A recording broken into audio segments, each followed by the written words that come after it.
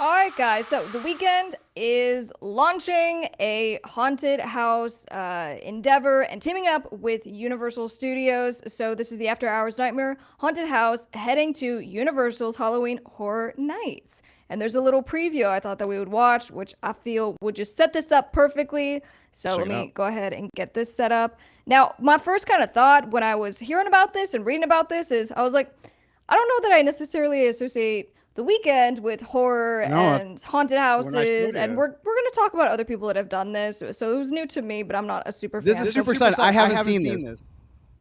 all right, here, let's go ahead and watch this together. Let me know if you can hear this, okay? Perfect.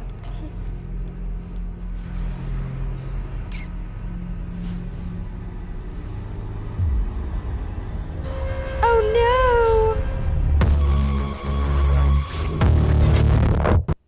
Yeah, that girl got maced or something. I hope she has some. Yeah, she's gonna need something real soon.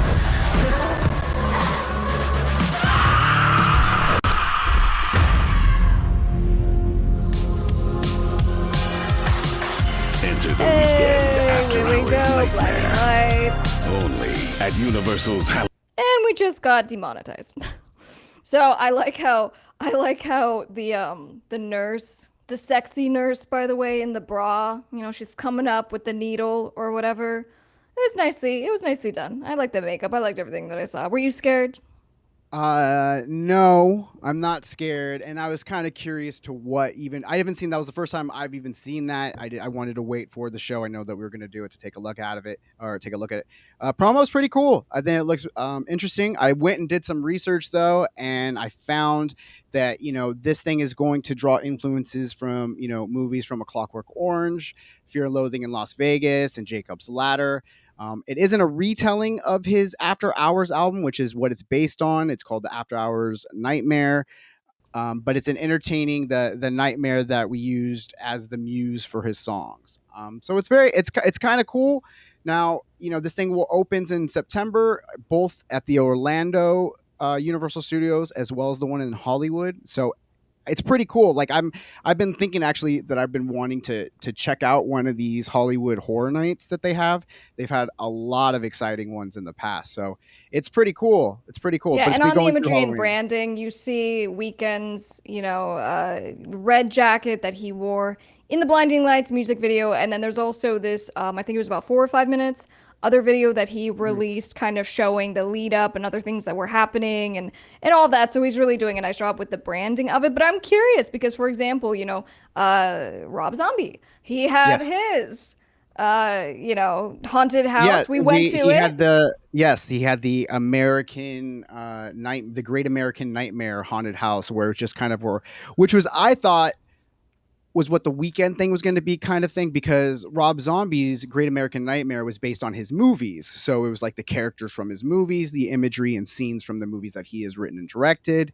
Whereas the weekend is just kind of, I think it's just going to be the music, some weekend kind of references, and again, like some of these movies that they have, done before. But this is a really cool thing that Universal Studios do. They go all out for Halloween. Now, I'm kind of a Scrooge when it comes to like any kind of holidays, if I'm being honest.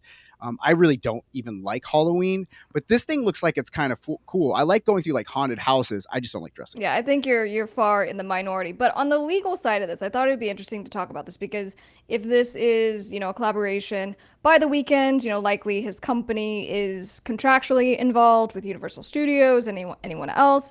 And so the question comes up, haunted houses, right? Is there legal liability when someone is hurt in a haunted house? Now, for me, I've had one kind of interesting experience when I was a little bit younger. I'm running through, and I think it was like some kind of butterfly winged thing, demon child.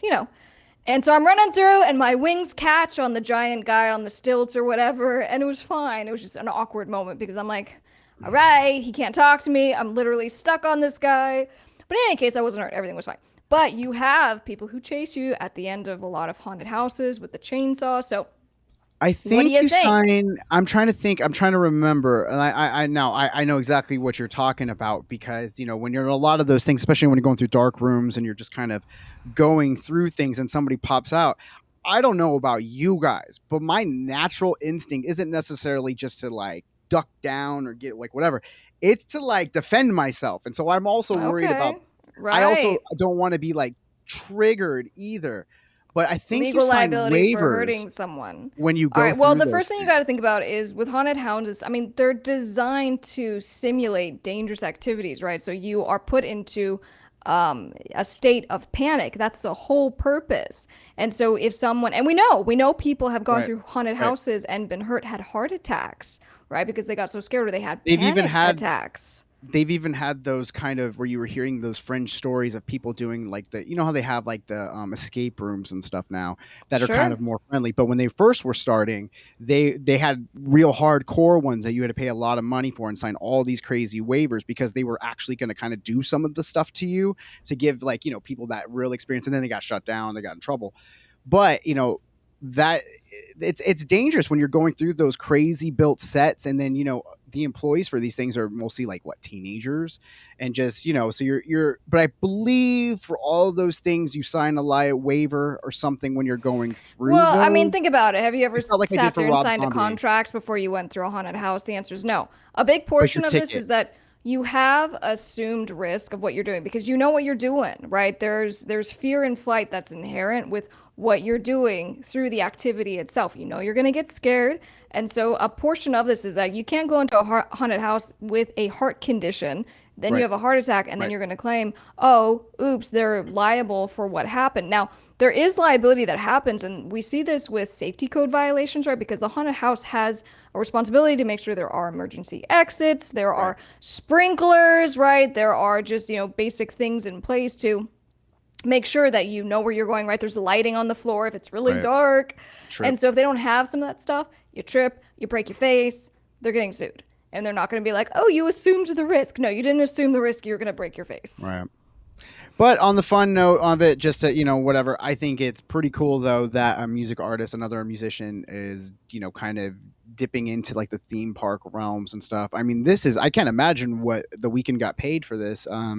What a great opportunity, and just kind of just further solidifying yourself in pop culture, because I mean when you're getting cosigns from amusement parks more than just doing an appearance or performance, when you're having a whole area themed based on your vision and whatever and you're credited for it, that's huge.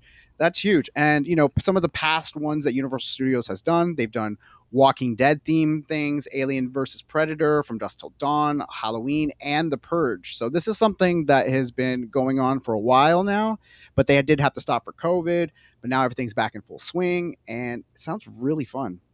Yeah, so Jen, I feel like usually there's a sign posted at least at the entrance. Absolutely. So having a nice big sign gives a degree of notice, right? They're going to let you know while you're waiting in line. But again, there's that assumed risk of what you're doing as a participant. But any unknown dangers is kind of where your ability to bring a lawsuit is grounded, right? So if they haven't had, let's say, warnings about uneven surfaces, right? So you trip, Hmm. you break your ankle, there's lighting issues, there's fog, there's strobe lights, right? So, I mean, they don't want you having strokes, but obviously they are kind of setting up to scare the bejesus out of you.